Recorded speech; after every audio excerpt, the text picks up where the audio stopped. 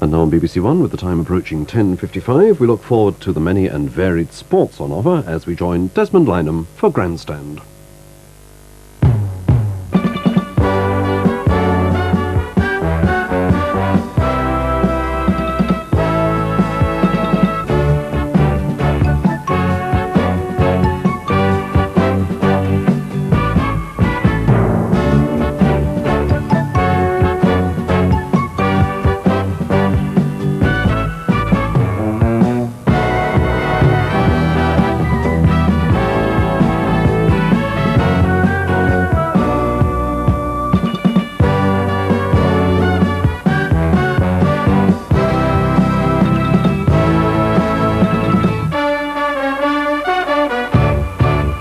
An early start for Grandstand today for play in the second Test match at Lord's, a match I suppose that England could still win.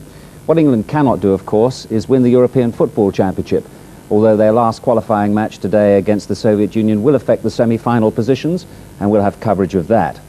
Now, Ireland's destiny, of course, is in their own hands, no longer the underdogs of the competition. A point against Holland today would do them. They'd be in the semi-final. Open champion.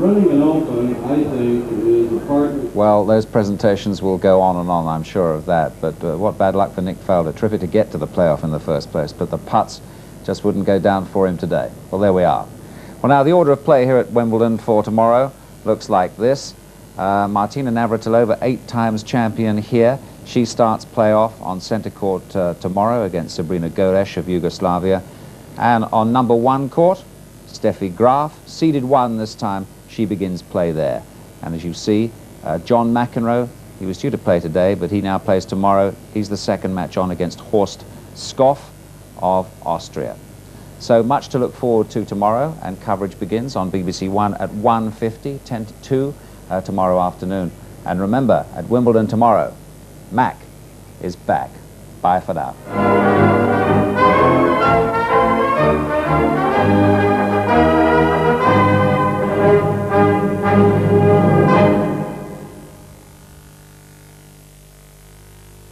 Over on BBC Two now, you can see highlights of today's play in the second Test between England and the West Indies at Lord's.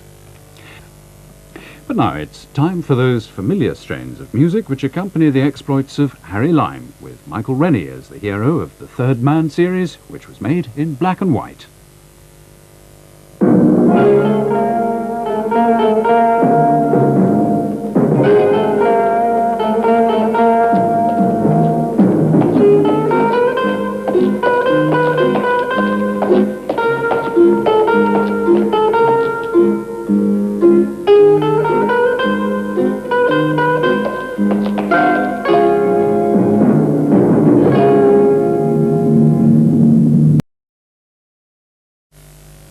Michael Rennie is back as Harry Lime in Death of an Overlord, next week's story of the Third Man, next Monday at 11:35. And we're now joining Harry Carpenter for coverage of the day's events on the second afternoon of Wimbledon '88.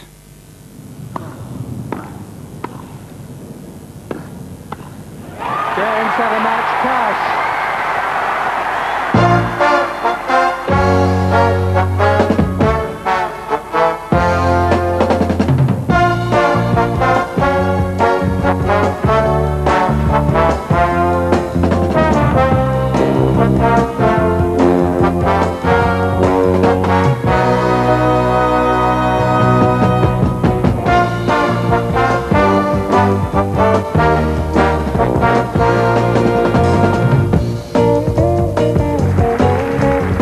It's quite a performance. Indeed it is. The crowd on court 2 enjoying that little bit of British doubles success on a day when the last survivor in the singles, Julie Salmon, went out. Incidentally, Lloyd and Shaw, having just beaten the number 7 seeds, will next face Wally Mazur and Mark Woodward, who are seeded 10. Now then, let's look at what's in store for us when we come back on Monday. And there on the centre court, Steffi Graf leads the way, the number 1 seed in the ladies' championship, and she'll play the number 16 seed, Mary Jo Fernandez. And then Mats Wilander, seeded 2 in the men's, comes out against the huge Yugoslav, Zivojnovic. And then a very nice match indeed, Tim Mayotte against Henri Leconte. A lot of pleasure there, I'm sure. On number 1 court, the number 1 seed in the men's, Ivan Lendl, plays Mark Woodford. And then the defending champion, Martina, plays the Russian girl. And then Boris Becker, the former champion, will play the man you've just been watching, Paul Annacone. And on our 3 other television courts, on number 2 court, Katrina Adams, the young girl from the States, will have to play the old champion, Chris Evert. And then back comes Wally Masur again, the conqueror of McEnroe, to play the number 9 seed, Mashirsh. Some nice matches there also on the other courts, including Pam Shriver against Katerina Malieva. And Pat Cash comes out on number 14 court to play the Soviet Union player, Andrei Olkovsky. So that's what's in store for us on Monday. Plenty to look forward to there. As the clock at Wimbledon, we're just coming up to 8 o'clock, and we're coming up to the moment when we come to the end of our first week's transmissions here at Wimbledon. And I think it's been quite a week, and not least of all, the weather has really been kind to us. We've got through so many more matches than for many years in this opening week. We're going to say goodbye now, but leave you with a look at one of the unsung heroes of Wimbledon, the net court judge.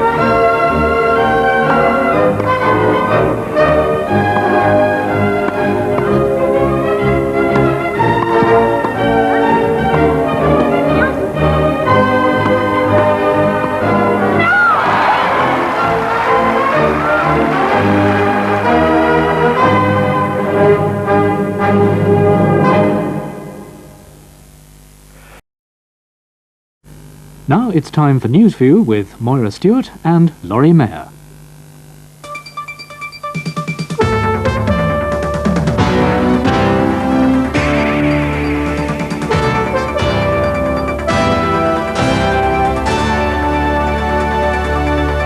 Tomorrow, and also tomorrow is not going to be hopefully the last one like that. So it's I guess a big day, but I had him before, and I'm going to have him again. I wish Pat hadn't insisted on this, you know. It's What's Boris going to say? I really don't know. I don't know. And we've got to play Pat's record, singer and lead guitarist on it, you know. Your mama don't dance, your daddy don't rock and roll. Your mama don't dance, your daddy don't rock and roll. When the evening rolls around and it's time to go to town, where do you go to rock and roll?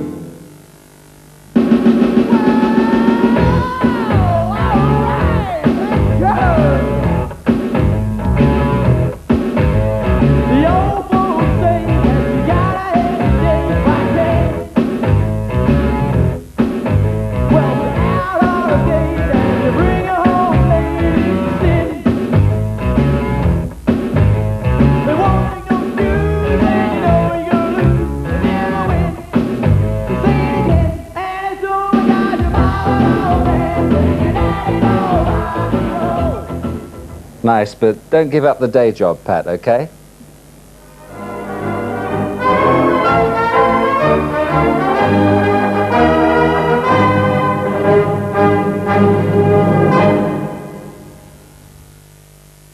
Well, as well as Pat Cash's single, the theme to Wimbledon and 12 other BBC sports programmes are available, but they're on BBC Compact Disc and...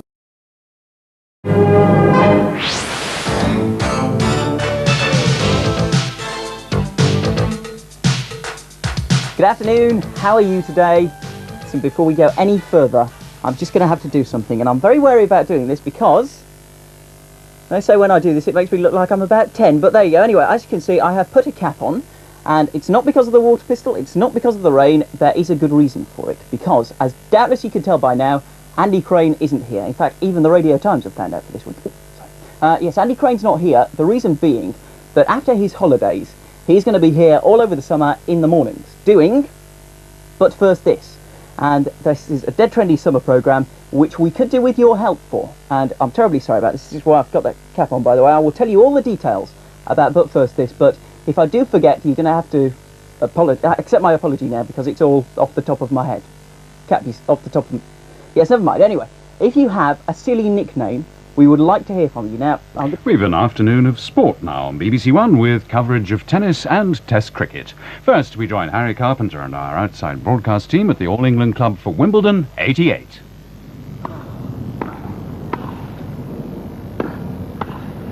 Game, 7 match, Cash.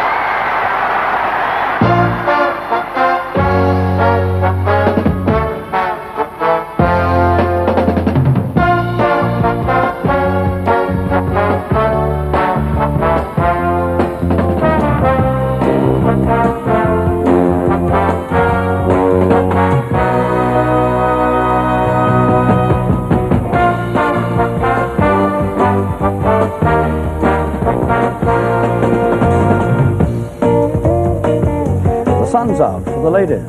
Well, a marvellous new champion today, and a nice gesture by the old one after the match. Yes, there was. Martina sought out Steffi in one of those corridors under the Royal Box after the interviews had been done, and she made her a very nice present. She gave her a brooch, a diamond-studded gold tennis racket that had been given to Martina a couple of years ago by the American boxer Sugar Ray Leonard. She'd been given it as a good luck charm. She wore it today, and she thought that she'd like to give it to Steffi. It was nice, that. Do you know what I was interested in today? What sort of encouraged me, perhaps for British tennis a little bit, were the remarks made by the German television boys that we were talking to about Steffi Graf and Boris Becker. They couldn't envisage them coming through just a few years ago. They said that 6 years ago there was no sign whatever of something like this happening in German tennis. But in fact, as you know, it's had such an impact, today's result, that German television have been showing a 2-hour live link-up from a hotel on Wimbledon Common to celebrate Steffi's victory. The programme it's been a bit like This Is Your Life. There have been pictures of Steffi, there you are, in her nappies, age 2, at the seaside with her father, Peter, and then playing tennis as a 4-year-old. Nice picture. And today, that's a picture for the family album. That's a picture they'll certainly never forget. There's the hotel where they're having this party. All sorts of famous people there. Here's Margaret Court arriving. The last person to do a Grand Slam in 1 year. Fred Perry. That's the hotel that Wimbledon Football Club used, actually, so it's seen some successful sporting events this year. That's right, there on the right, Peter Graf, Steffi's father, and her coach in the middle there, and Steffi receiving bouquets from, I think, just about everybody there. She's got enough flowers to take that to Germany with her. Yeah. What an evening. Big television occasion then tonight in Germany. Well, now to that unfinished business. Rain right at the end. Yes, I think it was very good Wimbledon. I think the men's championship absolutely lived up to every expectation. I thought it was going to be wonderful. I think it has been exceptionally good. There have been some very good matches. It sort of started reasonably well and just got better and better and better. McEnroe coming back was interesting. We still don't know whether he can make it back to the top. Chang, I mean, I thought it was a terrific performance by Chang, and the more I look at it again and think about it, for a 16-year-old boy to come out in the centre court like that, where he should have been in total awe and just smashed the ball with the freedom he did, I thought it was an object lesson for young British players. Lovely matches like Maciej against Edberg. Maciej just daring to be different in an age where players tend to all look a little bit alike. Lendl, I was sorry he didn't win in many ways, and that's not to take anything at all from Stefan Edberg, far from it. But I'd still like to see him do it, and I believe he still wants to do it. For that reason, I think he still could. In the women's, I think they have a problem coming up, because I think the standard is not very high below the very top, but marvellous new champion. And I think she's going to be quite outstanding. She'll encourage a lot of new young players, surely, won't she? Yes, she will, but I mean, she's so brilliant, Steffi Graf, and she's just a young girl, and her game will develop and her confidence will develop, and I don't really know who's going to challenge her on grass. I really don't. What about Evers and Navratilova? The end of the line or not? Maybe for Chris, mightn't it? Martina could still get that record and come back for one more shot. I just don't know. Discipline. I'd like to say something about discipline, because... It's been pretty good, isn't it? Oh, excellent. You know, we tend only to talk about discipline in in tennis or in sport when there's indiscipline. And I think the discipline has been of a very high standard. Now, I would like to just give credit for two people, not two people. First of all, the supervisors.